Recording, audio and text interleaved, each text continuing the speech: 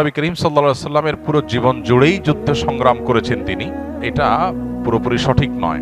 সংগ্রাম করেছেন সেটা সঠিক, কিন্তু যুদ্ধ করেছেন পুরো জীবন জুড়ে এটা সঠিক নয়। কারণ নবী করিম সাল্লাল্লাহু আলাইহি সাল্লামের 63 বছরের জীবনের শেষ 10টি বছর, বিশেষ করে মদিনা হিজরতের পর তার উপরে যুদ্ধ চাপিয়ে দেয়া হয়েছে।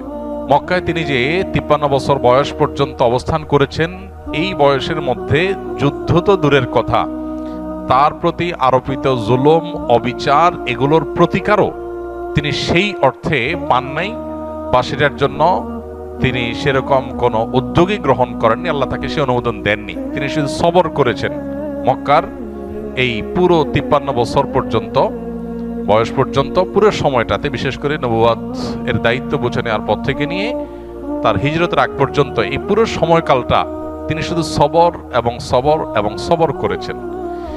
মদিনায় আসার পর যখন তার উপরে একের পর এক আগ্রাসন, যুদ্ধ চাপিয়ে দেওয়া হয়েছে, তখন তিনি যুদ্ধ করতে বাধ্য হয়েছেন।